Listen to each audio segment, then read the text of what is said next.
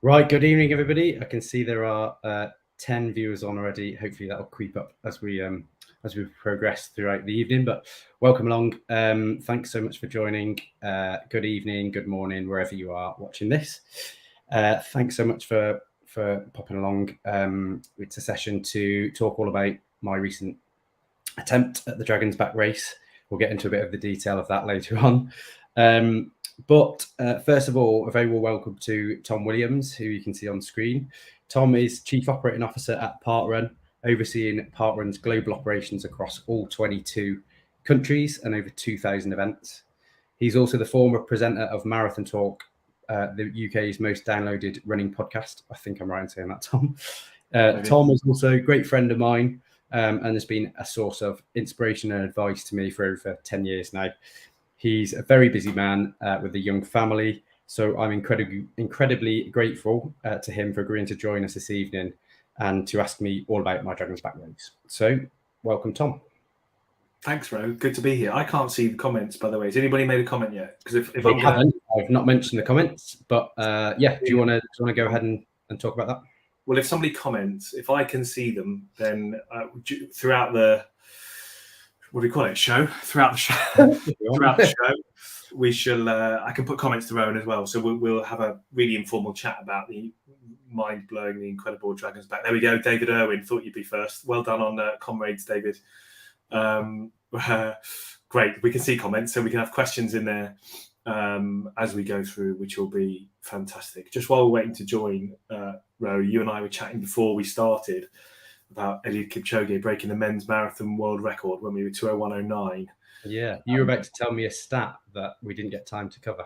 I was about to tell you that. So Ian Rutson tweeted, putting Eliud Kipchoge's new 2:01:09 marathon record into parkrun perspective, only 32 park runners have a 5K PB at an average pace quicker than Kipchoge's pace over 42.2K. So to put that in context, I think 5 million different people have park run 75 million times, and only 32 people have gone quicker than 2:01:09 marathon pace.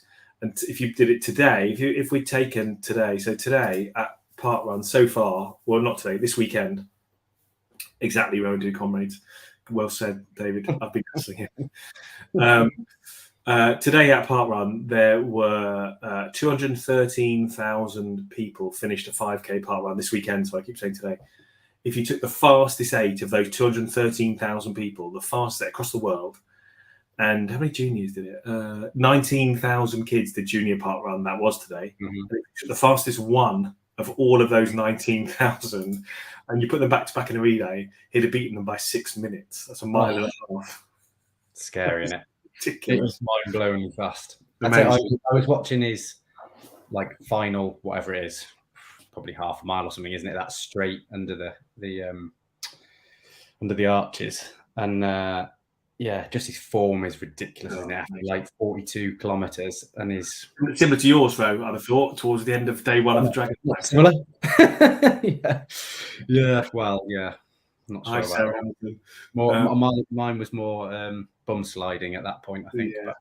Well, look, let's get into it. I'm sure everybody's here who's going to be here is kind of here. Let's talk about the Dragon's Back, and we've kind of left this as a really informal conversation.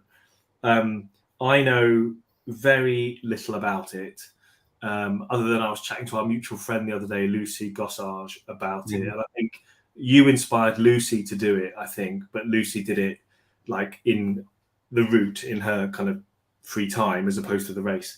And she's one of the most incredible endurance athletes either of us know, probably. And she said to me it was the hardest thing she's ever done in her life. At which point I thought, she did it for a holiday, didn't she? Yeah, she did it for a holiday. But yeah, I was chatting to her about it a few months back, and she said, "Oh, I might have a look at that." And then she texted me saying that she was going to do it, and yeah, that it was.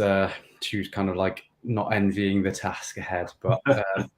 So look, talk us through it. So let's start with the basics. For people that don't know, which includes me a little bit, I've only followed it through you, so I have followed it a little bit from you talking about it in the office and so on, but I'm by no means really understand it or really know it. So talk us through, what is the Dragon's Back? Okay, so it is a 6-day, I suppose a stage race is what you'd call it. You start in Conwy on the north coast of Wales, and you work your way down the country, and you finish at Cardiff Castle. So Conwy Castle to Cardiff Castle, the length of the country. It's only recently become 6 days. It was 5 days for quite some time, and last year's edition was the first time they did 6 days to basically finish it off and finish off the country. But it's also extremely mountainous. So you start straight into Snowdonia on day one, and you do, I think it's about 4,000 meters of elevation on day one. That's meters and not feet. And then you just... Sorry to interrupt, but we were talking earlier in this show about comrades. And actually, you and I were chatting about that day one in advance of you doing. For people that have done comrades or no comrades, comrades has got it finishes 2,000 feet higher than it starts on the up here, but it's got about 7,000 feet of climbing in 90 kilometers, and your 4,000 meters is what, 12,000 feet, so 5,000 more feet climbing than comrades. And that day one is what, 50k or something. So it's 40k shorter. Yeah, so kind of right. 3 to 4 times sort of the amount of climbing per mile on comrades, which is absolutely ridiculous. Yeah, and I mean, it's day one is the most elevation of all the 6 days, but it's also the shortest day. So as you say, it's like steep climbs, and quite a lot of my mates who are following it were kind of, been really, really supportive and have helped me train and join me on my recce's and my training runs that I've been doing locally. And we're kind of quite close to it, I suppose, like knew kind of what was coming up.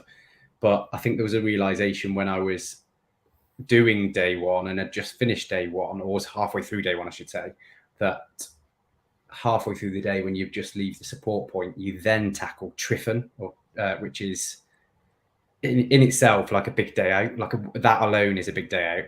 Then you go over a couple more, they're called the Glidders, which are quite shaly and really difficult to get up and over. And then you've got the Snowdon Horseshoe, effectively. So you go over Cribgoch and Snowdon and then back. So any one of the 4 or 5 big climbs of the day is probably in itself, a big day out.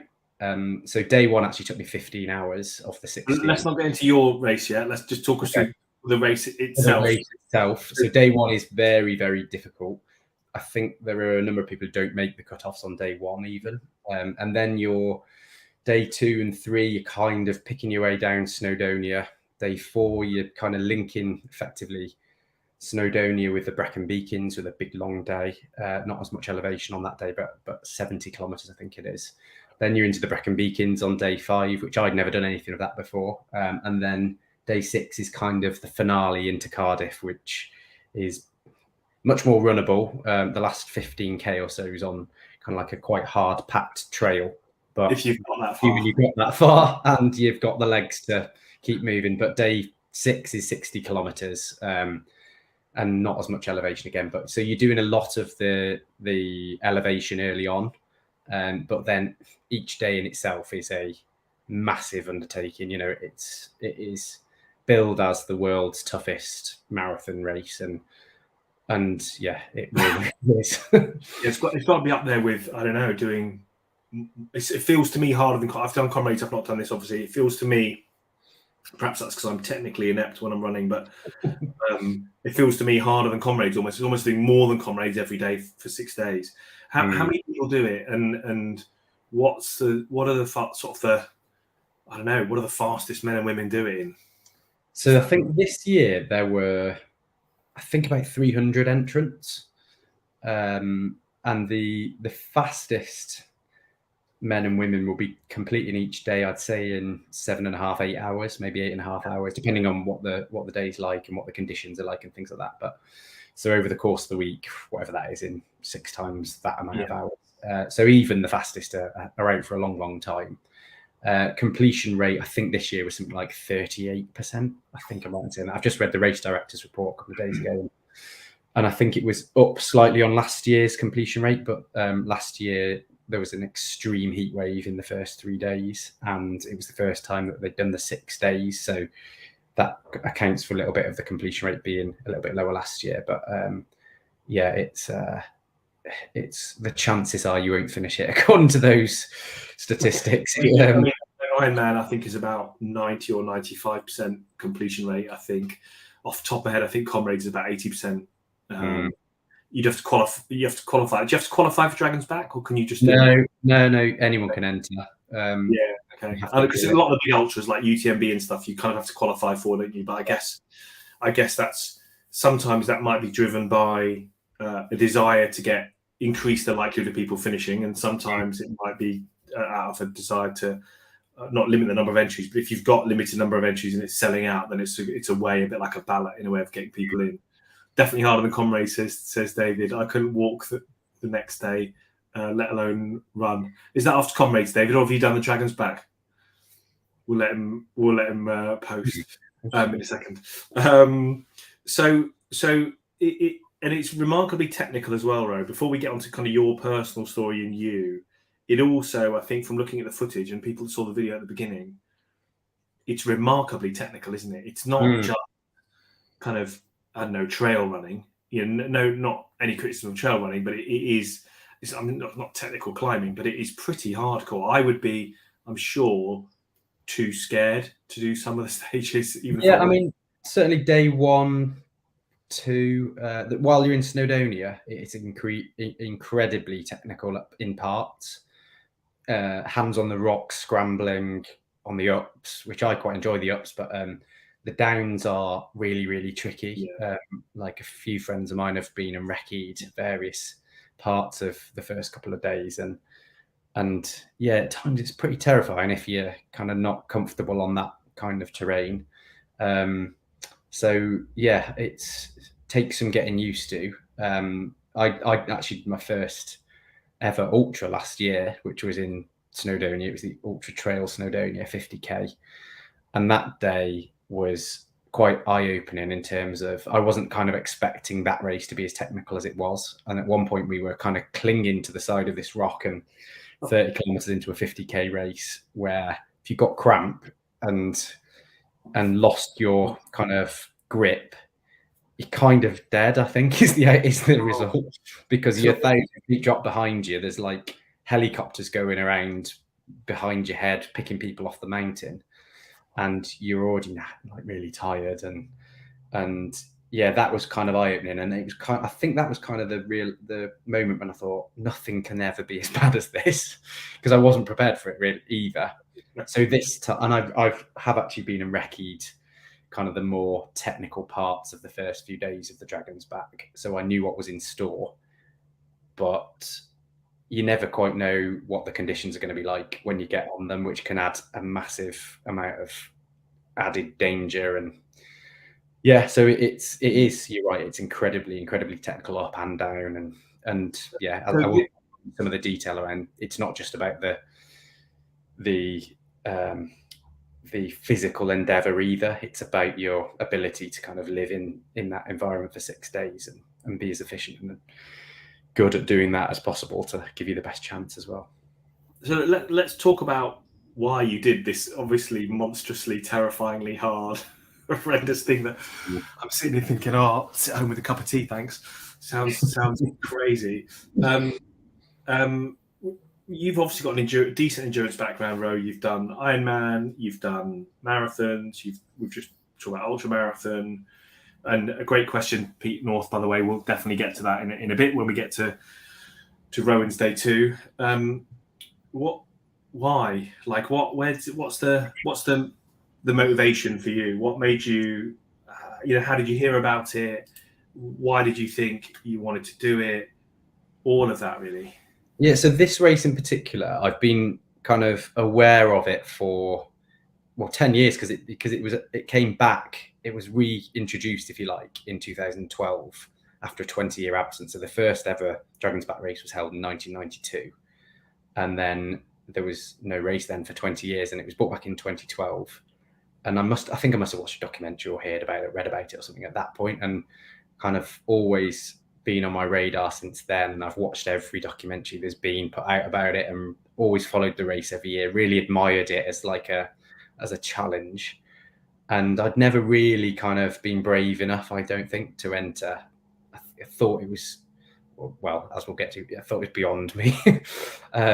And then last year, as lots of people know, I took on a bit of a monstrous challenge, doing 22 back-to-back marathons in 22 days for charity. And I think that was the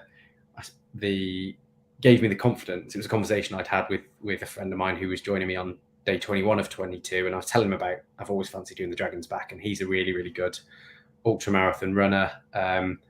And he kind of egged me on to do it, and he said, the way you're moving on day 21 of 22, and we were off road at that point as well, he kind of said, he thinks I should give it a crack. So I did. I kind of, while I was doing this first ultra UTS last September, was actually the day that entries opened for the Dragon's Back race. And I was thinking, it's going to sell out in one day, and it really doesn't at all. But I got my brother to enter for me while I was already up a mountain in Wales. And then it was from there, really. I suppose it was just the last 12 months of being pretty much constantly thinking about it, or trying to prepare for it, buying kit and recceing and training and everything that goes with it. But I'm always attracted to extreme challenges, I think. What am I capable of? And I kind of went into this race, I suppose, a mixture of confidence. And you said to me in the office a few weeks ago, you're pretty confident about this, aren't you? And I think you said you're pretty confident about most things, aren't you? And I was like, yeah, I am actually. I'm pretty confident that I would have a good crack at it. But also, in hindsight, perhaps a little bit naive to think that I could just rock up and do it in my first attempt, because there's so many factors and things that can go wrong and do go wrong. And yeah, but I'm drawn to the challenge. I think I just like seeing how far I can push myself and what is possible. You do have a great mentality, and you remind me of you're never fearful of anything, actually, and you're incredibly positive. But and I think it's a huge positive, and it can, of course, it can be a negative if you get yourself in a really sticky situation, like being ambulanced away at the Berlin Marathon or where from Berlin, I think it was. Where was that? Yeah. But I think years and years and years ago for Marathon Talk, I interviewed Mike Stroud, who'd him and Ranulph Fiennes, somebody might say in the comments, I can't remember, they'd trekked across South Pole or something unaided, and were the first people to do it. And I asked him, what gives you the confidence to know you can do these things? And he said, it's not confidence at all. It's just curiosity, or words to that effect. He's like, I'm just wondering, I wonder whether we can. It's not like you're going into it thinking, I can do this, I can beat anything. But it was just a complete lack of, lack of fear, and a lack of the not putting limits on yourself, not putting constraints on yourself. Because I think an awful lot of people are limited. Well, I couldn't do that, or this will go wrong, or that will go wrong, or what if this happens, what if that happens? And actually, you do have this first attempt. Are you going to go back for seconds? We'll get to that as well, Conor Barrett. Amy, that is it. No, Amy said, I often ask why too. That was her comment. You have that really, and it's not very, it's quite rare actually. You have that really great mentality where I feel like you're just curious and you don't put limits on yourself. So why not? I'd like to do it. Why not? There's only one way to find out. Let's do it. What's the worst that can happen? Yeah, and I mean, I had a crack, and that's all I can do at that point, wasn't it? Like I wanted to. Where does that come from, though? Where do you think that mentality comes from? Do you know? I mean, or is it just in there? But yeah, I don't know really. When I was younger, I remember it's quite a vivid memory, like quite a strange thing to bring up, really. But I remember being in some woods near where I live with my mates on our bikes, and we were all going down these really scary descents, and I was terrified, and I was thinking, I really don't want to do it, but I don't want to lose face in front of my mates either. And then I think from that moment onwards, and a few other moments when I was younger, thinking, if I do it, I'll be really proud of myself afterwards, and like almost thinking of myself in the future a little bit that like just do it and see. And if I came off and like broke my arm, kind of like I felt it was a risk worth taking at that moment. And I also liked doing things when I was younger that kind of scared me a little bit, because I knew that the result would be I'd be better for it if I'd tried it, versus kind of shying away and not doing it and not trying it. And then when that, I didn't want to wonder what it would feel, what it might have felt like. I'd rather just have a go and perhaps risk failing, but knowing that the opposite of that is feeling really proud of yourself and pushing yourself out of your comfort zone, I suppose, is where that was in me from quite a young age, I think. Yeah, it's really good. It's really good. I mean, my dad was the same when he entered Comrades in his kind of early 70s. Like, you know, you kind of know 2.5 mile marathoners who are terrified about it, and kind of 70-something-year-old who smoked most of his life, not being that active, not once did a scrap of doubt cross his mind. And I think it really does. I think you achieve far more than you otherwise would, even though you will have. And I don't think this is a failure at all, and we'll get to that. But I think people will achieve far more than they think they could just by opening your mind to not be judging the possibility. And I mean, I know I'm not the most physically gifted, talented, whatever. I'm not the fittest person there ever is. But I think one of the things that is a real strength is that I can stay positive quite a long time. Do you know what I mean? I think I can out positive some people on this kind of race, where I think that's really, really important. Like, were there moments, we'll get to this, but were there moments when it was like just horrendous? I don't know, towards the end of day one or the beginning of day two, and you were still being outrageously positive? Everybody around you's going, yeah, I mean, as long as it's horrendous. You know what I did? Like, we'll get into this, but I didn't actually spend that much time with others during the race. Like, I'm quite comfortable in my own head, and I took headphones every day just in case, but I never put my headphones in either, because I think partly because I didn't want to have to feed off their negative energy or be the opposite. So I knew that if I was on my own, I can stay positive in my own mind, versus kind of battling against negativity and trying to stay positive. And I think that's a little bit of a subconscious tactic of mine, is just to stay positive in my own mind. But I think if you get into a negative mindset, it's a very, very quick downward spiral, and you just descend, and that then feeds into your physical abilities, doesn't it? And yeah, I think one of my strengths is to just remain positive a lot longer than some people can. So look, let's talk a little bit about the training then. So you've entered it. Your brothers entered you in it for you. Thanks, bruv. And you're a year before, you're doing the ultra at the time, and then you've got a year of training. How did you approach that? Because you've never done anything like this at all, have you? I mean, it's complete, as much as you've done, even your 22 marathons in 22 days, nothing like this. No. So no, I mean, you're training hard and did it really well, I think. Yeah, I mean, the 22 was a good exercise, I suppose, in knowing that I could get up and go again. And again, as much a mental thing as a physical thing.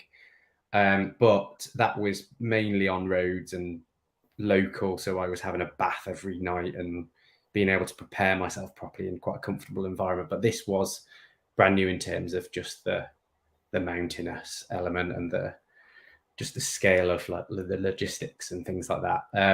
So what I did initially when I first signed up was, I suppose, a bit of a fact-finding mission, like speak to as many people as I possibly could who've done the race or know about the race, and read everything, watch everything that I possibly could.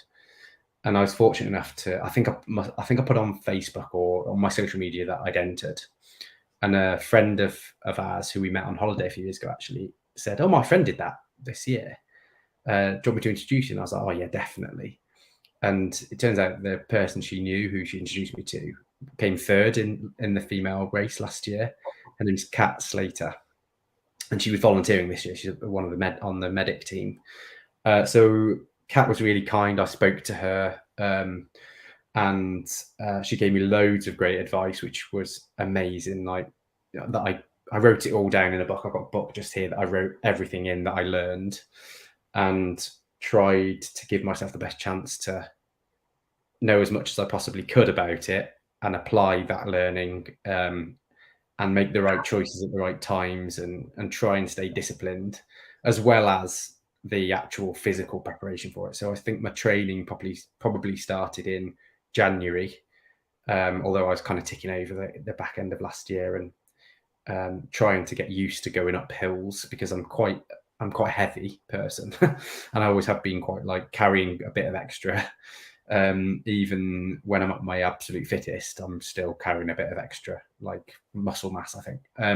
So January was when my training properly started. I was really, really strict with my training, didn't miss a single planned session for probably first 3 months. And then I think, as everybody will have experienced, had a little bit of a blip for a couple of weeks where I know that if I miss one session, I just completely fall off the wagon. And it took a bit of effort to get back into that. Right, I'm going to get strict again and not miss a session, not miss multiple sessions. Had another good period and then had another blip. So it's, with it being such a long lead-in time, there's much more opportunity for you to slip off. And I think it's probably a good thing that you've got such a long time to prep for it, because it factors in those blips, doesn't it? But yeah, did a lot of elevation this year. My plan was to go and recce over 3 weekends, where I do Friday, Saturday, Sunday, and I do the whole 6 days in 9 effectively, which didn't actually go to plan, but I got the first three days pretty much all recce'd, and I thought, if I can get to the end of day 3, I knew that the statistics show that if you complete day 3 and you're still in the race, the chances are you'll finish, because you've kind of broken the back of it a little bit. You've got all the elevation out of the way. So yeah, I suppose I just wanted to do all of the things I possibly could. I wanted to do all the things I possibly could to give myself the best chance of completing it. I don't think I've learned that I probably could have done more in terms of maybe the non-running side of my prep. So, some of the more flexibility and strength sessions, which I might have ignored a little bit, that would have given me an even better chance. But yeah, I think it was a really, really good learning experience in terms of just being there and being around the race. And I felt really kind of honoured to be amongst a race that I've watched from afar for a long time. Kind of, absolutely loved the thought of doing it. And while I was there, being around the people who were still doing it, like living alongside people in a tent all week and in the communal areas where they're telling you about it, you're watching them up close. It was an amazing, amazing experience. And I learned way, way more than I thought I would, and that I realised I would, because I thought I was quite well prepared for it. But it's hard, just sticking with the training in a second. I think it's hard to... A year's a funny amount of time to train, because you can't stay really, really focused. And I don't think many people can stay very, very focused and work really hard for a year.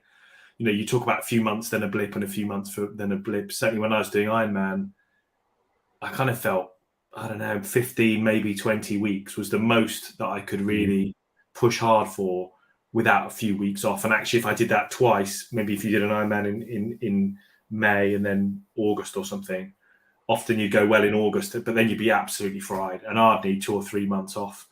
And so I wonder if you're advising yourself again, I mean, rightly, you never regret anything, and that's the right thing to do. You learn so much. If you're advising yourself now, speaking to Rowan 12 months ago, do you think you might have said give it a few years, like a few year training journey? I mean, maybe you will go back in a couple of years and have another go at it. I don't know, but it's a steep curve for a year. It's a really great question. I mean, I think what I've learned doing the race was, and actually the lad who won overall this year and won the men's race, won overall, his name was James Nobles, I think. He is the first person who's ever come back the year after he's volunteered. and come and won the race. And he kind of won it in the last 2 days. He took the lead kind of at the end of day 5. So he went into the final day with a lead and then kind of just held together. And he did it through consistency. Like, he wasn't the fastest every day, but he was the fastest over the week. And that was a brilliant approach. But what he's done is really, really clever. He's gone and volunteered and lived amongst everybody, all these tips firsthand, watched everybody, and basically learned how to race it, how to do it. What you also do by volunteering is get a free entry into the next year's race. So he's saved himself a right fortune. And then he's come along and he's won it outright. So I think if I were doing it, if I were trying it for the first time again, I'd probably do that. I'd probably go and volunteer at it first. And it's probably the similar level of learning that I got from this year's race through less pressure and being around it and chatting to people. Then go and have a crack at it with all that knowledge. So that's probably the thing I would now do if I was trying it again. That's the best way to do it, in my opinion. Like, save yourself a fortune and learn the race up close. If you're advising young Rowan. So let's talk about the race itself and your race itself. Talk us through day 0. So let's start before day 1, because it's not like a marathon where you rock up with a pot of Vaseline an hour beforehand and, do some star jumps on the start line, is it? You're there. I'm guessing you're there the day before. Maybe you're not. I don't know. But you've got a bucket load of kit. I'm sure I saw a photo on social somewhere with you with a big thing of kit. Yeah. Like, what do you have to take with you, and what can you take with you? Did you take anything extra on top of, your lucky pants or something? Yeah. So it's really strict, actually, what you're allowed to take and what you're allowed to, what you're allowed to hand over. So it has to be a specific dry bag that is, I think it's 59 litre or 60 litre dry bag, which has got all of your stuff for the whole week. And then a 10 litre dry bag, which is what they take to the halfway point each day for you. And you can put whatever you want. Specific brand, like an exact. Yeah, it's an Ortlieb. I don't know if I've got it here. I think it's in the other room. Okay. So they've got then 300 of these identical bags to transport, and they know they can stick it in the van and it fits in it, the vans, and it fits in the van. And a very specific weight. So you've got, I can't remember if it's 14 or 15 kilos or something like that. And if you're a gram over, you've got to take stuff out and put it back in. And so I think I was intending to go down on Saturday. Ended up going down getting there on Sunday, so the day before, because I'd spent all day Saturday, I'm talking from 10 a.m. till 3 p.m. packing my bag, and I should have done this months and months and months in advance and practiced and tried it and got it down to fine art, knowing what I was putting where and what I was taking. I knew what I needed and what I was taking, but it was getting it into this bag.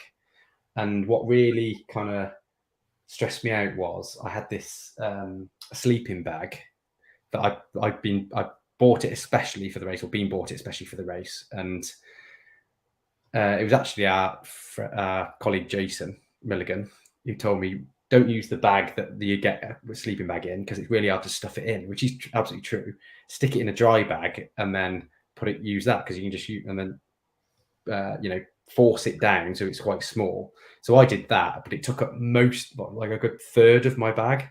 So I was really struggling then to get everything into this bag and fold it and get it all sorted. So I spent all day Saturday with my parents. Were here, fortunately. They were amazing, just helping me pack my bag. And then it ended up meaning that we didn't travel down until, so we went to my parents in Shropshire, which is a little bit closer to where the race starts, on the Saturday evening, stayed over there, and then we travelled to Conwy, Llandudno, Conwy on the Sunday. And that's when I handed everything over and checked myself in.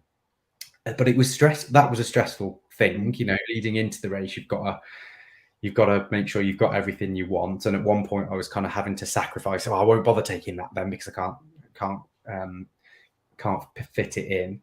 And then it was I got everything in, but then it was too heavy. So then you got to rearrange and put some stuff in your support bag that you'll move over when you can, kind of thing. So an awful lot of thought and logistics go into to get. Is it? And by the way, keep any questions coming, because we'll get to all the questions at the end. We'll probably go through to about 7:30, and we'll get all the questions before we go, I promise. So do keep popping them in there. Is it everything for the week? Everything except for food and water? Is it? Yes. Well, it's everything for the week that you want, including what you're fueling yourself on during the daytime. Your evening meal and your breakfast is provided. No meat, all vegetarian. Yeah. So if you want extra meat, protein, like, you need to pack that in your bag as well, kind of. There were a few opportunities to grab some stuff on the way, but not many. But yeah, it's basically all your clothes for the week, all your sleeping mat, if you want to take something to use as a pillow, like a lot of people just stuff it into their sleeping bag container with, like, stick a hoodie or something in there.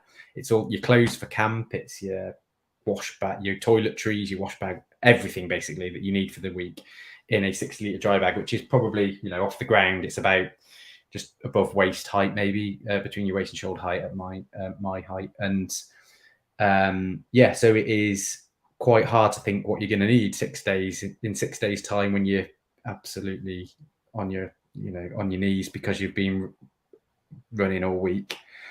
So you've got to be really you've got to be minimal. Like, you've got to, what do I really need? I took a fresh kit for every day, which in hindsight I probably didn't need to do, because there was actually a drying tent where you could dry your shorts or dry your whatever. But I chose to have fresh kit every day, because I just thought I'll really appreciate that, I know. But then you've also got, so you've got your 60-litre dry bag, you've got your 10-litre dry bag for the support point, but then you've also got what you can store all this stuff in is your vest, your race vest, which has to have a load of mandatory kit in it as well. So I was using that for extra space, so that when I got to camp, and I could take some things out of that when on the end of the first night and start storing it in my 60-litre dry bag. So that's got everything that I was fueling on for the week, like my tailwind powder that I needed to refill every day and every half day. Like things like those meal pouches, I was having those on at the halfway point. My intention was to have those at the halfway point. So yeah, everything basically. But I didn't take much to wear in the evenings. It was like just a pair of joggers and like a warm top, and it was the same thing every night. So everybody stinks after a few days. After the first day. Yeah. So what are you running with? So day one, you're up night early.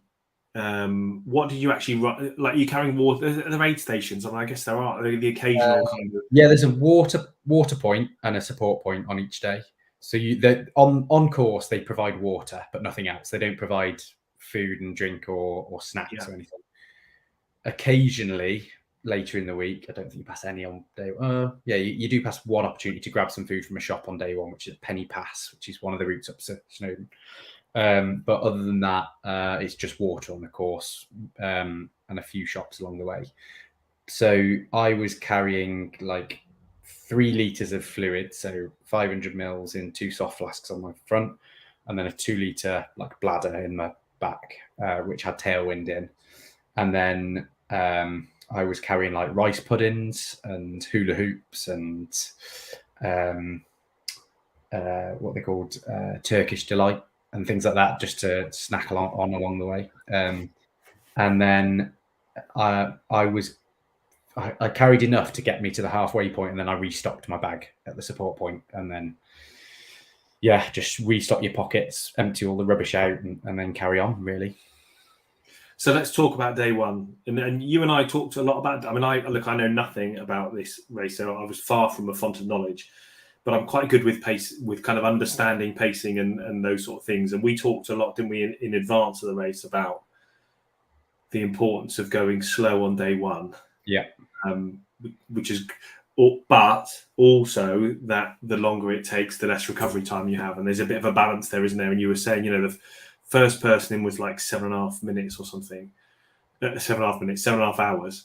And the last person was about 15.5, I think 16 hours. And the difference in recovery there is huge, is absolutely huge, isn't it? One's a really good night. One's kind of a relax and a stretch and some food and some drink, and then a good night's sleep. And the other one is, blimey, I'm up in 7 hours and going again. So that was hard to get right, I'm sure. How did you set off? How did you pace it at the beginning? How did you approach that? Because you can't just stroll, right? But you can't sprint. Well, yeah, I mean, the last thing you said to me when I was leaving the office for the final time before I was starting my race was, if you said if you think you're going too slow, you're probably still going too fast. Yeah, That kind of really stuck with me for the whole week. Actually, like I was really wanting to not burn too many candles too early, kind of thing, too many matches too early, and I had this. So I started dead last. I crossed the start line out of the castle at Conwy last. Like I was the last person. Yeah. It really intentionally, which kind of put a little bit of pressure on later in the day. But I just walked basically for the first half an hour or so because you don't actually dib in. So you got a thing around your wrist that you dib into these checkpoints, and you have to dib in various checkpoints all day to prove that you've been there. And you don't dib in for the first time for a good 20 minutes or so. Even the fastest people, it's about, I don't know, a kilometre or something. So they're probably there in 5 minutes or something. But it's a big long queue. It's like a big snake long queue out of the castle. Yeah. There's 300 people, like all very enthusiastic, and so it takes time to get out of Conwy and up the first hill. So it took me I think it was about 22 minutes to dib in on the, I don't know, 1k or mile outside of the castle. So I'd effectively given myself at that point 15 hours and 40 minutes because it's a hard cut off at the end of the day, 16 hours every day. So I picked a gun time for the cut off, as it were, rather than a chip time. So I walked really, like, took it easy, and the other thing you said to me was, if there's anybody in front of you, and they're either better than you, which is fine, faster than you, or they're going too fast. And that was honestly like going over and over in my head all day. Like, believe in my own pace. I was kind of thinking, believe in yourself. Like, don't worry what anybody else is doing. They might be out they might have gone too hard day one. They'll be out tomorrow morning. Like, just do myself, my own pace, race my own race. And so I took it really easy. And then it was only when I was quite close to the halfway cut off on day one when I thought probably need to up the pace a little bit here. And somebody got right inside my head just as we were about to tackle the Snowdon Horseshoe, so quite late in the day. I said, oh, how you do? Like, I think he said, how you doing? I was like, yeah, I'm all right. Yeah. How are you doing? And he said, well, I know I'm not going to make the cut off now, so I'm just going to enjoy it. Like, you're ahead of me. Like, I was like, you're ahead of me, and you think you're not going to make the cut off. And I was like, we've got ages yet. Like, I was thinking we've got I think we had about 6 hours or something at that point. I think, no, maybe it was, it's 4 p.m. About 4 p.m. we were starting the Snowdon Horseshoe. You got till 10 p.m. And I was thinking, how is he thinking he's not going to make the cutoff? And am I like missing something? And he got right inside my head for a little while. And then I had to remind myself, no, just like do your own race.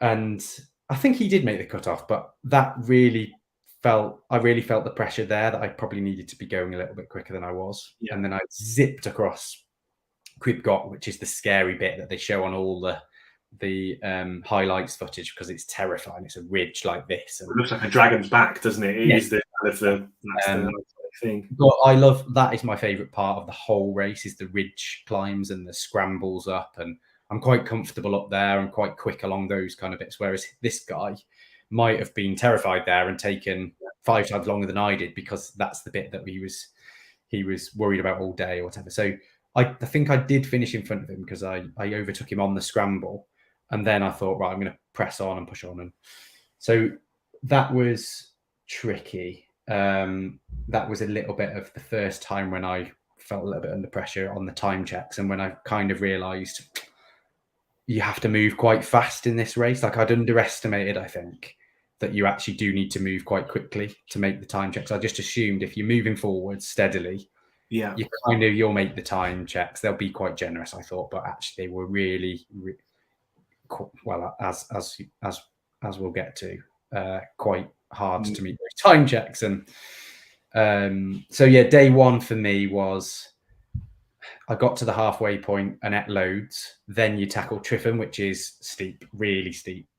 And I'd ate too much. Like, as soon as I stood up, I thought, oh, why have I done that? Like, I thought I'm going to stick loads of calories down me. So I feel good for the rest of the day. forgetting that I was just about to tackle like the one bit of the first day that I hadn't actually recce'd. So I'd done all but Triffin. And then I needed the blood in my legs and it was all in my stomach. And I just felt terrible then going up Triffin, which is a hard climb anyway. And then got down to Penny Pass, which was the hard cut off. And I made that by about half an hour, 20 minutes to spare or something. And then I kind of thought, oh, I've got 6 hours now to do the rest. And then when I got up to across Crib Goch, which is the terrifying bit, I was kind of with somebody there and she was lovely. And we were chatting and supporting each other and kind of like just talking. So we took our minds off what was either side. So that was great. And then when I just after I left that, just going back one step, when I got to the Penny Pass cut off, the guys there said, just to let you know, there's a storm coming in. So you've got to be off the ridge by 7 p.m, I think it was. So I was thinking, that's 3 hours. I'll be up and over there by that point. And I was. But so when I got past Crib Goch, and then that's one of the ways up to Snowdon, for those who don't know it, it's kind of like one of the routes. And then you kind of got a little bit extra to go, but you're kind of near the summit at that point. And just as I was summiting Snowdon, going up the steps to for those who know it, like the bit on the top of Snowdon, the first drops of rain started hitting the ground. And then within 10 minutes, there was like thunderstorms. Wow. And it was beautiful. It was actually beautiful. Like, luckily, all we would get, all where I was rain. But in the distance, because you're at the highest point in the country at that point, obviously you can see everything. In the distance, you're seeing lightning strikes every few minutes on like the other summits. And it was amazing to be up there. Wow. I wasn't scared by it, but I know a lot of people kind of like terrified that. Did you get any photos of it? I've not seen actually. No, I didn't. I didn't take I barely took any photos on the route. I kind of. Oh.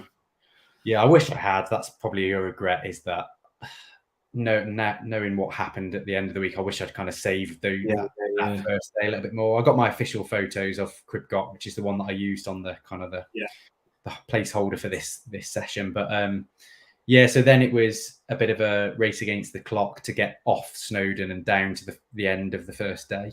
So I got to the final checkpoint, and it was only 2K from there to the end of the day. And I had probably an hour and a half or 2 hours maybe to make it. I thought, I've got this nailed. And it was the hardest 2K downhill I've ever done. It was like really, really slippy grass. It was raining. It was dark. I'd been going for 14 hours. Everyone was slipping and sliding on their bum and grabbing what they could. And all you could grab was thistles. It was really tough going. And it probably took an hour to do that 2K down. And then you just get into camp and then you kind of like, you're happy you've made it to the end of the first day, really. And I did, I think, 15 hours, but I clocked in at 9:21 or something, I think it was. Yeah. And then you're in camp, and then it's kind of like your first experience of, right, here's the bit that I need to look after myself and get used to what happens here, really. And at that point, like, we were all following you online. At that point, we thought, you're nailing this. Like, we kind of wanted you to come near the back on day one. We thought, you're super fit, super confident. You've prepared really well. We don't want to see you in the top 10, like, because you can have a like. When you were like coming in, like, we thought, oh, wow, you've had a really great steady day. And then actually there was a bit of a realization of some of us that were following you where we thought, actually, I mean, I hadn't looked at previous years.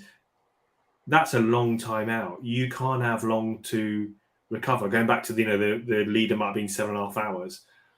You've got 7.5 hours less to recover, which is huge. How did you feel on the morning? What time did you get to sleep, and what time did you wake up, and how did you feel on the morning of day two? So when you cross the line each day, and I knew this beforehand because I've been told this loads of times, that's not the end of your day. Like, you've got probably a good hour and a half of stuff you've got to do at that point.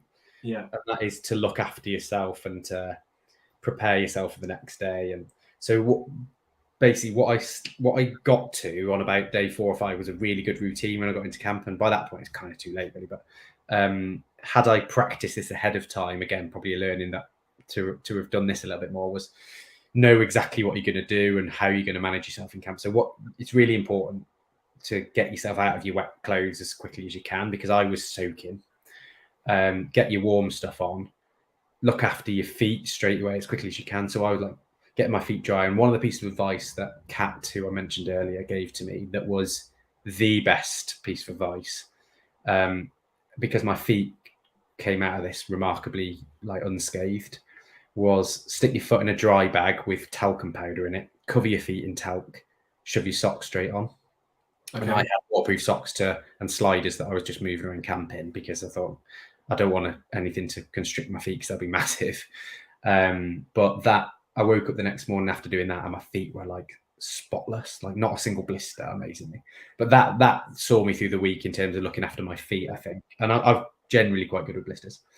But then you've then got to go and get yourself fed. So there's chips on every night. So everybody just, first thing they do is get some chips and like cover it in salt and replenish that way. And then you go back and have your meal, like you can have whatever there is on offer to eat. And then you also just need a bit of time to decompress. Actually, you need a bit of time to like sit still, quietly, or sit around people and chat about how it went, how their day went. And you do need that time. That is really important.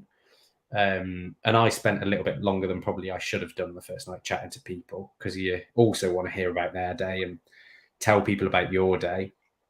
So I was probably in bed at about 11, I think. But you've also then got to, the other bit of admin you've got to do is get anything in the dry room that you want dried, get anything charged that you want charged, like your watch or your phone or whatever. And then you've got to blow up your bed if you've got like a mat, get your sleeping bag out and whatever you're going to sleep on and in. And yeah, so it's all these little things to think about you've got to do when you're already tired. And then the advice is get everything ready the night before, so you're not getting up in the morning and having to get all the rubbish out of your bag and restock your bag and fill all your water. Get as much of that done the night before as you can. So the later you get back, the less time you've got to do that, which eats into your recovery and your sleep. So I was relatively quick with doing it, but I not wasted a bit of time, but I spent a bit of extra time chatting. But then I tried to get as much prep done as I could the night before, giving myself the best chance for the next morning to go as early as I could. So I woke up at 4 the next morning, 5 hours sleep after having ran for 15. Then I got out not as quickly as I wanted to. I think I set off at 6:17 or something. But a lot of people told me my tracker wasn't working that morning because it looked like I was still in camp at like 7:30. But I wasn't. I got out quite early, like not bang on 6 a.m, but quite soon after. And actually, I felt okay physically, because I hadn't burnt that many matches on the first day. Actually, that was really good. Second day, thinking I didn't burn myself out. I ran within myself, like moved when I could move, but didn't go too hard. And I was confident, actually. Day 2, I was pretty confident, feeling good. It was a gentle start. There's a little bit of incline, but then quite a gentle start before you get into the mountains. Yeah, and I thought I was moving quite well, actually. So go on. So day 2. Come on. Day 2, the day. I mean, we followed you, and we were kind of watching in the office, and the tracker it was a really good tracker, to be fair, but it was a little bit confusing. And I think most people watching will know. Watching this will know that day 2 was the day when you missed the cutoff. Yeah. So I talk us through that. So the cutoffs, I wasn't a bit naively, I wasn't even that aware of what the cutoff times were.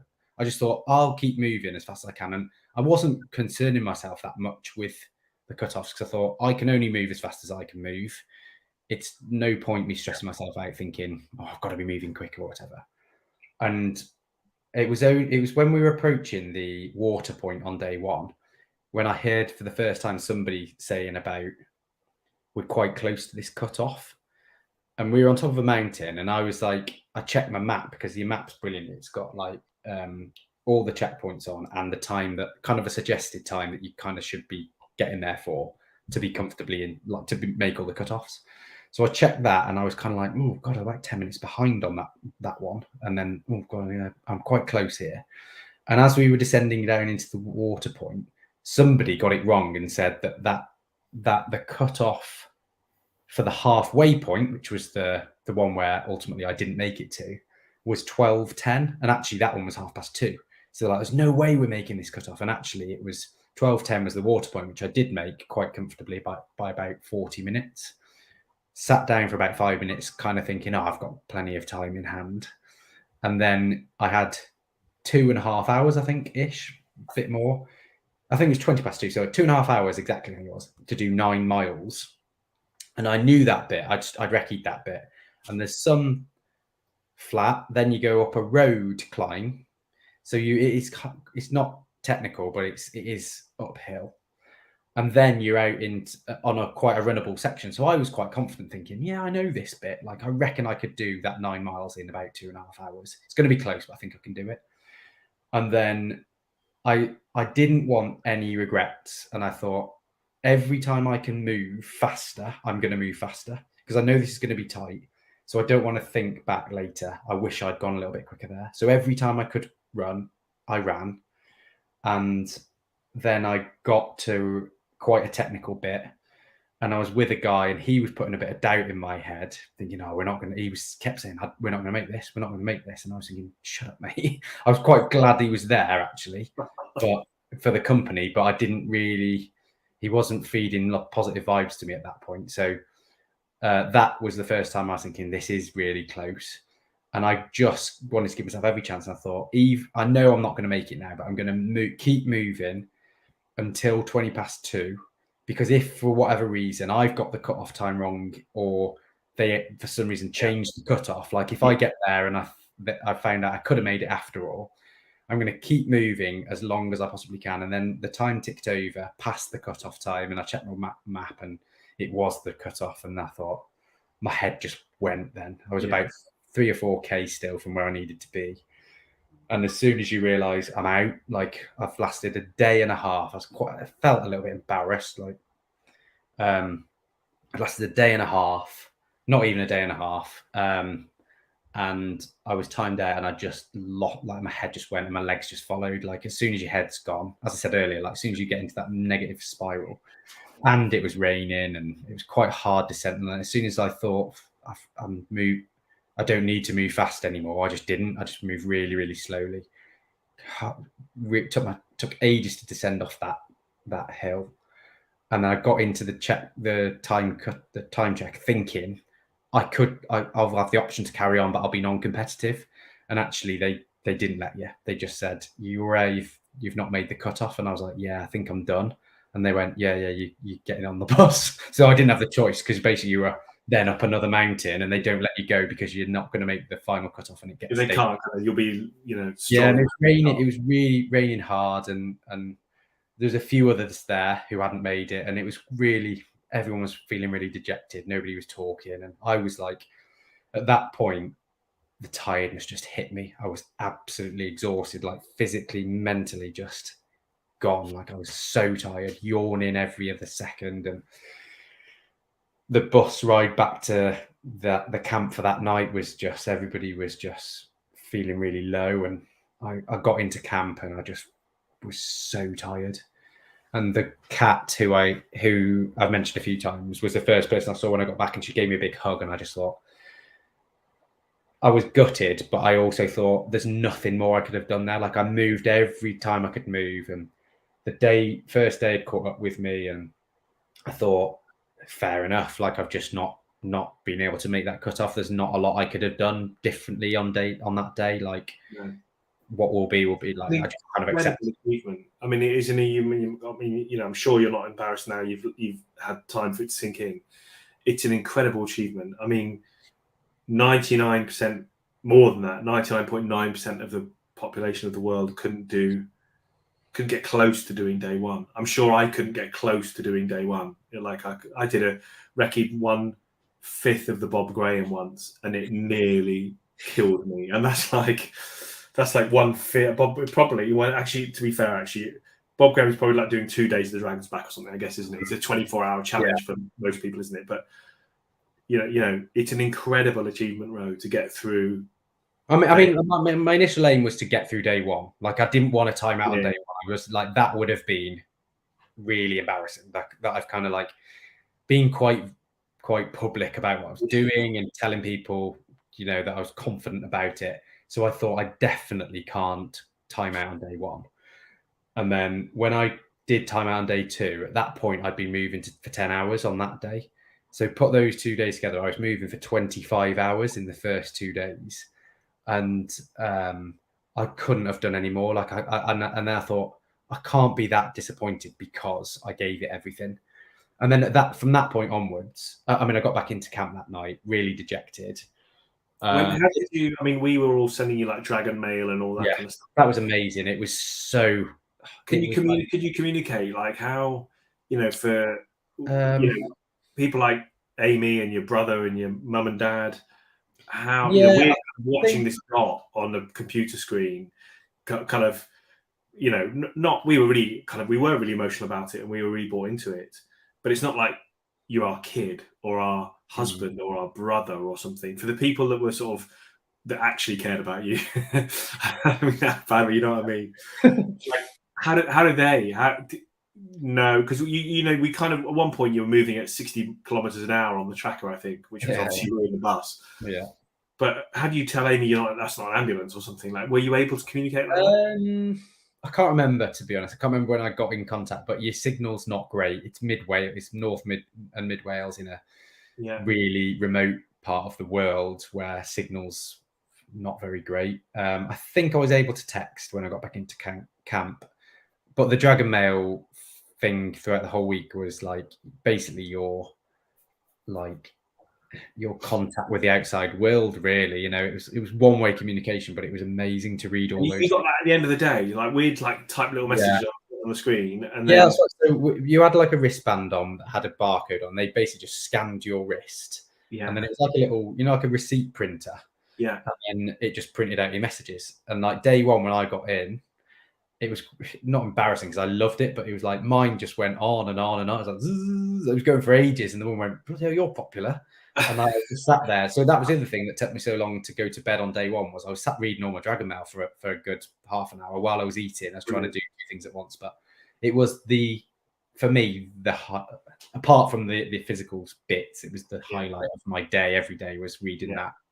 I think I was able to tell Amy as soon as I possibly could that I'd timed out and what had happened, and that I was going to carry on kind of non-competitively and try and enjoy the rest of the week. And then it was kind of it just felt like a bit of a holiday, really. Like you weren't on your own. A lot of, like, I was so surprised that some people went home at that point. If they found out they'd gone home, and I was like, there's no way I was going home. I've got 2 kids at home. What are you talking about? I'm not going home. You see the reality. By the way, Ron, Amy posted the reality. No contact until the next day. One of the toughest nights of my life. Luckily, one of our friends, Leanne, had seen him on the live feed and he was still standing. Yeah. Contrast that with, it was like a bit of a holiday, really.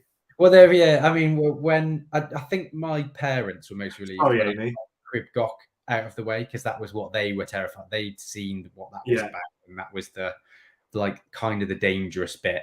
And then I think I might have said to Amy, I think when I rang her the next morning and told her what had happened, and I did have a good signal, I think, in that camp. So I rang her, had a chat with her, and I said, I just want you to trust me, just trust that I'll be okay. I can look after myself. And I know what I'm doing. If I'm ever in real danger, you'll know about it really quickly, because the event team is incredible in terms of, their response to incidents.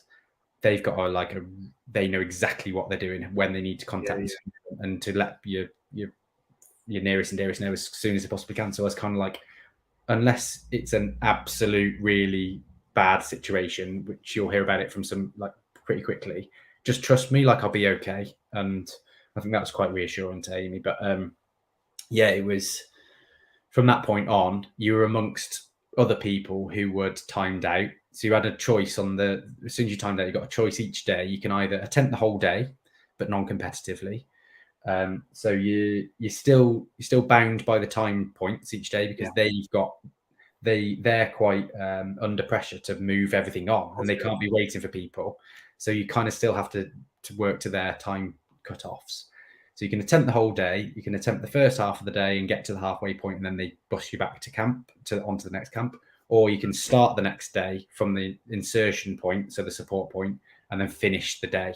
So I chose basically from the rest of the week onwards, I was going to do the second half of the day. It meant you got a little bit longer in bed. You got a bit more of a relaxing morning, and actually you had to wait until usually the first runner who was doing the whole day came through that point before they set you off. Yeah. So some days you were kind of like just knocking around and having a chat and going to, the nearby town if there was one. And it became quite a pressure off, enjoy the week, feel privileged that you're able to like still join in and make the most of that opportunity really. And there was loads of great people. Like everyone was so like, there was no arses really. Everybody was just there, knew what each other was going through and were feeling about the situation. And there were some really great people I met. And yeah, it was my intention was to do half days until I felt like potentially I could attempt another one in its entirety. And I was going to do day 5 and day 6, attempt them in their entirety. And day 4 was quite tough, even though I ended the second half of it. It was hard going, really hard going. And that was the 70k day where it's not that much elevation, but terrain was quite tough, boggy, and your feet got wet. And so I didn't attempt the whole of day 5, but I attempted the second half of it where all the big, like famous Brecon Beacon climbs are in. So Pen y Fan and the rest of that range of hills and mountains there. And I thought, I'll do the second half of day 5, and then if I'm feeling okay, I'll do the whole of the final day into Cardiff. But day 5 was so hard. Like the Brecon Beacons, which I'd never recce'd before, were like banks of grass that you're going up for 45 minutes to an hour, and it's burning your quads and your glutes, and it was really hard. And I spent the whole day with a lady called Anna, and we decided we're just gonna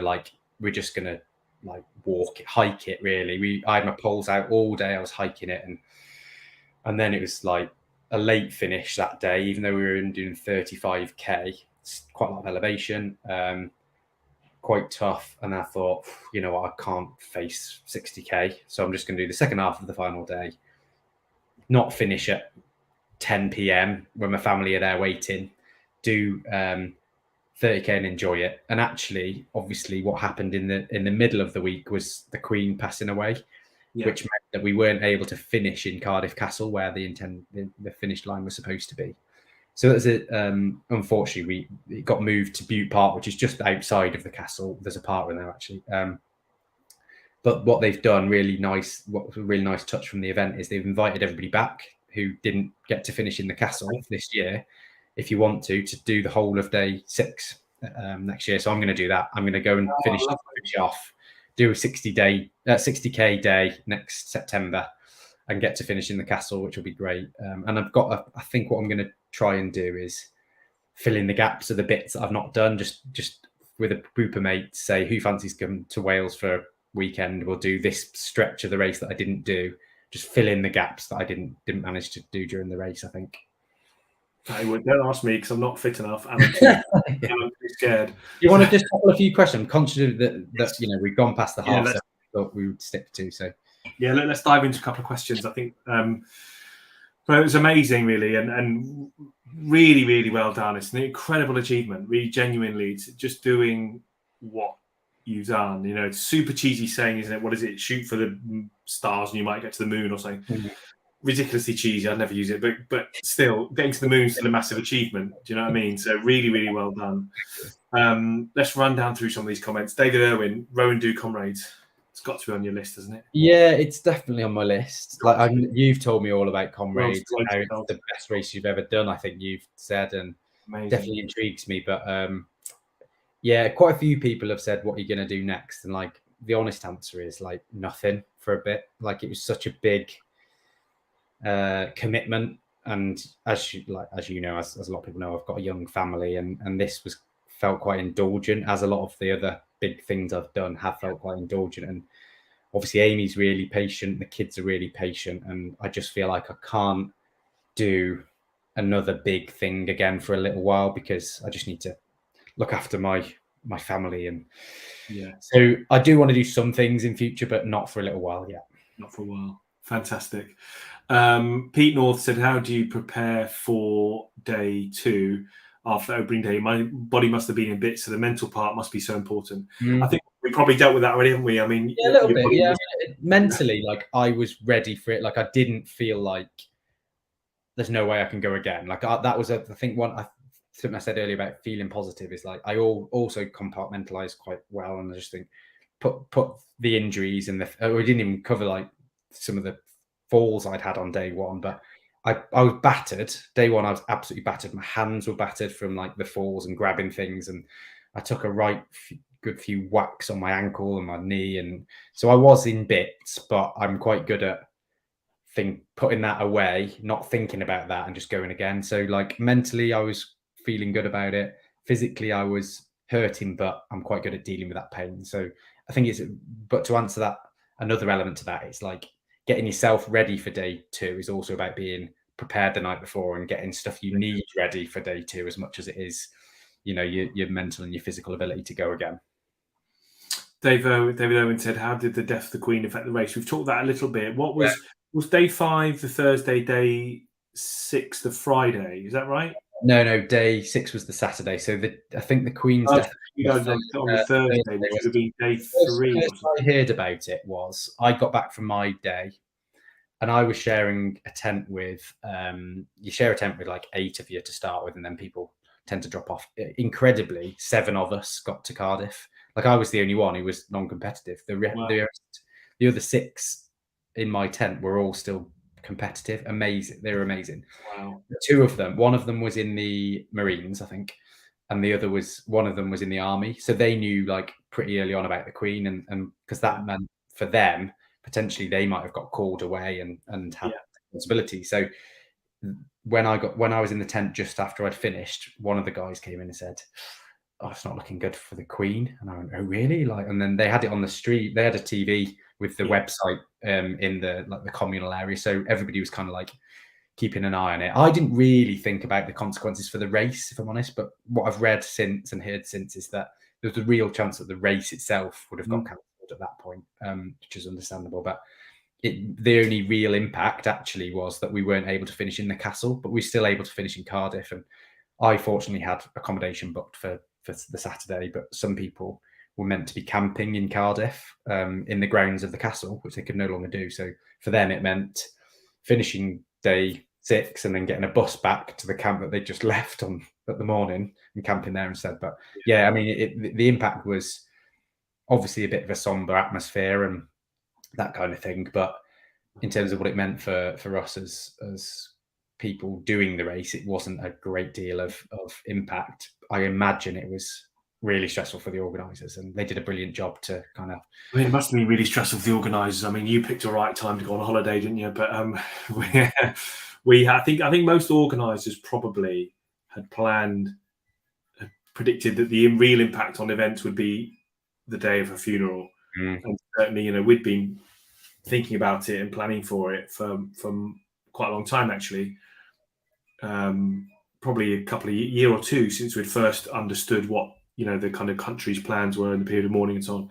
But I think most event organisers, probably, certainly we did, felt that you'd have a kind of the period of mourning would be 10 days till the funeral, and there might be a few days lead up to the beginning of that, and so you'd kind of get a bit of notice. And then with her passing away sadly on the Thursday, I think it was, suddenly, and then the mood of the country kind of changed quite quickly, and then there were big questions: was it acceptable to do stuff or not?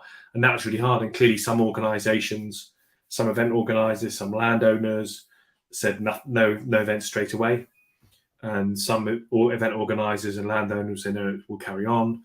But that was a really stressful time for us at Parkrun, and I know from speaking to I don't know the people who do Dragons Back, but speaking to some other event organisers, I remember Great North was happening on the Sunday. It was a really difficult time to try and get that right. So I'm sure they've that has really impacted them. Amy, I often ask why too. Pete North, Marathon des Sables next. You know what? There was a lad in my tent who's done that, and he said this was miles tougher. Oh, great! Tick that off next year then. Plenty of time for the family. Yeah, but yeah, the entry fees pretty eye-watering, isn't it, for that? So. Yeah. Use the phrase "first attempt." This is Conor Barrett attempted to go back for seconds. I think not. As I said, not yet. Like certainly not for a good long while. If I were to go and do it again, I think I'd probably go and volunteer, learn it, learn even more about it. But that would mean 6 days away from home again for not even doing a race. But and get a free entry for the next year and do it that way. And I think that's the way to do it. Really is. Again, naive to think that I'd go in and finish it on the first attempt. I think there's a lot of people from people I was chatting with who were there for the third or fourth attempt. Even maybe not that many, but at least a couple or a good few people who had tried it the previous edition, and I think it will become one of those races that is you have a go and another go and another go, and finally you edge your way there. And when you finally complete it, it'll be an amazing achievement because of all of the attempts you've had before. And I would love to do it again because I did absolutely love every moment of doing it, and I just love that part of, especially Snowdonia. I just love it. I think it's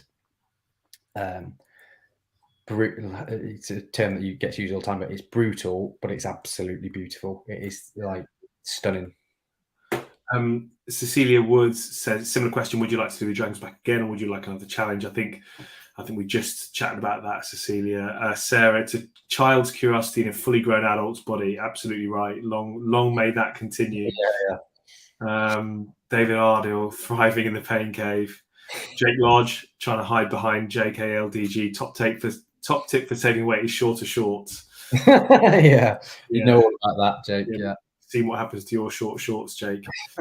Eve Hart says hula hoops and Turkish delight is quite a combination. Not the same mouthful, but I was given some advice that Turkish delight is the best. It's basically sugar, isn't it? But it's like the best bang for buck carbohydrate like shot you can have. Aside from like obviously the energy gels, but they do kick in quick. Like I was a big fan of them for the first couple of days. Got a bit sick of them, and I had to teach myself to like Turkish delights. I don't really like that rose flavor, but that I did kind of think in preparation for some of the climbs, I'm going to get one down, and then it will kick in like when I'm up there. But they do work. They're an absolute treat. Amy, we've heard this one already from Amy. No contact until the next day. Whoops. Naughty Rowan. Sarah Hamilton, time to get your wetsuits back out, both of you, and have a change of direction. I'll tell you what, mine's hanging up in the garage. I would never fit in it now. I definitely need a new wetsuit. Mate, that's been great fun chatting. Thanks so much for taking the time, Tom, and thank you to everybody who's tuned in. And actually, this is going to be like available to watch beyond this. It's a live session, but it'll sit on the Ramsbottom Running Club YouTube channel for people to catch up on whenever they want to watch it as well. But thanks so much, Tom. I love talking about it. I just wanted to capture it in one place so I didn't have to keep repeating myself. And hopefully this will be a nice record now for myself as much as anybody else, but for anybody who's keen to have a detailed description of it. It's a nice little archive to have, I think, isn't it? Yeah, look, and you did from everybody. I'm sure I can speak for everybody. You did absolutely brilliant. We all loved following it. We're all inspired. We're all in awe. None of us. Well, Jake Lodge said he reckoned he could do it easy, but apart from Jake, you know what? I was thinking during Jake could have a good old crack at this because it's like the other thing that I didn't really cover was I didn't shower all week. And I thought Jake's rough and ready. He's up for that kind of thing. Jake doesn't shower all week normally, let alone. But it was like, that was one of the tough things that I knew was going to be tough was the hygiene thing of sleeping amongst 8 sweaty men. And you know what? That's fun. A really funny story. One of the 7 people in our tent, well, it was 8 originally, but one of the 7 who was left, I didn't see him all week. So he was starting early, leaving before I was awake, finishing late when I was already asleep. And I'm not joking. I slept this close to him through a sheet, like a dividing sheet for 6 nights, 5 nights or whatever. I don't know who he is. Never seen him in my life. Like if he walked past me, I wouldn't know who he was. And I was this close to him for a lot of that week. And none of us saw him. Like nobody else in the tent knew who this guy was. He's like the phantom that person. I need to look up because I know his name, but I don't know his face. I might look him up on the photos and see if he finished or whatever. But yeah. Brilliant. All right, Rowan. Great, thanks, Tom. And it's late on a Sunday night, so thanks so much for agreeing to do this and asking some brilliant questions and helping to tell my story. Right, good night. Bedtime in the Williams. Take care, mate. See you later. Bye.